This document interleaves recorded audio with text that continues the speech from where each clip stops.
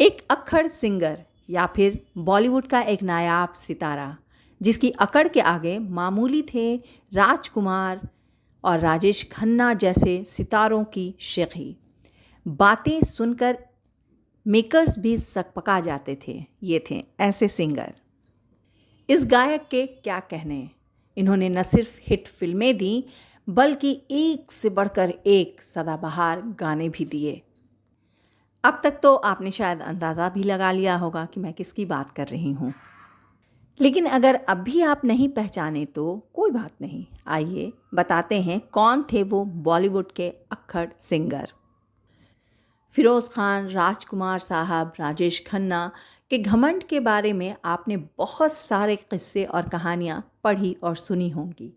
ये तीनों सितारे अपने वक्त के सुपरस्टार रहे हैं और ये तीनों ही अपनी शानदार और बेबाक अदाकारी से दर्शकों के दिलों पे राज करते थे। लेकिन आज हम आपको बॉलीवुड के एक ऐसे सिंगर के बारे में बताएंगे जिसकी बॉलीवुड में अपने विनोदी स्वभाव के लिए काफ़ी बदनाम थे और साथ ही वो अपने स्टारडम के आगे किसी को भी कुछ नहीं समझते थे। यहाँ हम जिस काबिल शख्सियत के बारे में बात कर रहे हैं वो बॉलीवुड के अलबेले और सदाबहार सिंगर होने के साथ साथ एक्टर भी।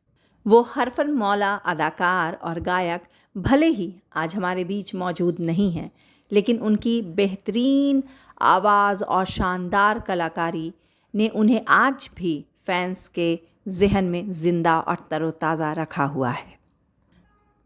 तो चलिए बात आगे बढ़ाते हुए आपको ये बताते हैं कि बॉलीवुड के अक्खड़ सिंगर किशोर कुमार कहे जाते थे। उनके गाने और एक्टिंग के जितने किस्से मशहूर हैं उतने ही उनके मनमौजी मिजाज के भी किस्से मशहूर हैं। वो काफ़ी अड़ियल और मनमौजी सिंगर में से एक थे।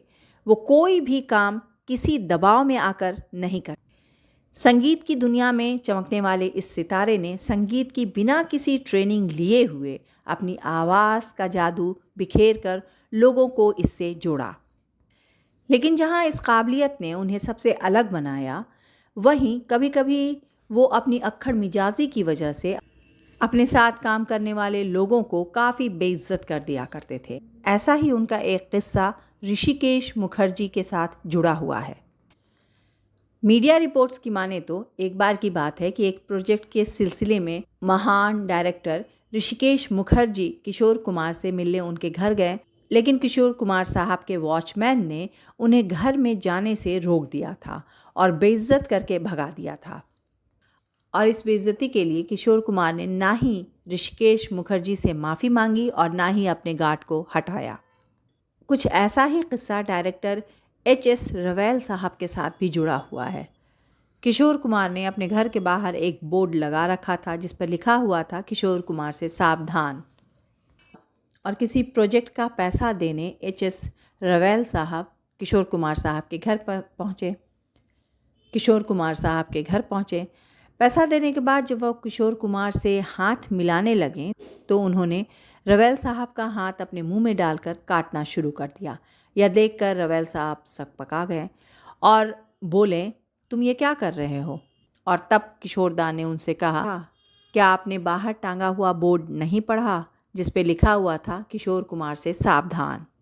कहा यह भी जाता है कि किशोर कुमार के मनमौजी और अड़ियल रवैये की वजह से परेशान एक डायरेक्टर ने कोर्ट की मदद भी ली थी। उस डायरेक्टर ने बाकायदा कोर्ट से एक एग्रीमेंट लिया ताकि शूटिंग के दौरान अगर किशोर कुमार उनकी बात न माने तो वह उन पर केस कर सकते हैं। लेकिन खैर, ये तमाम किस्सों के बाद भी किशोर कुमार साहब के गाने आज भी पसंद किए जाते हैं और कामयाबी कहीं ना कहीं अक्खड़पन ला ही देती है। मैं नीला अफरोज़ आप सभी से जुड़ी रहूँगी कुछ नए लेकिन पुराने किस्से के साथ थोड़े इंतज़ार के बाद।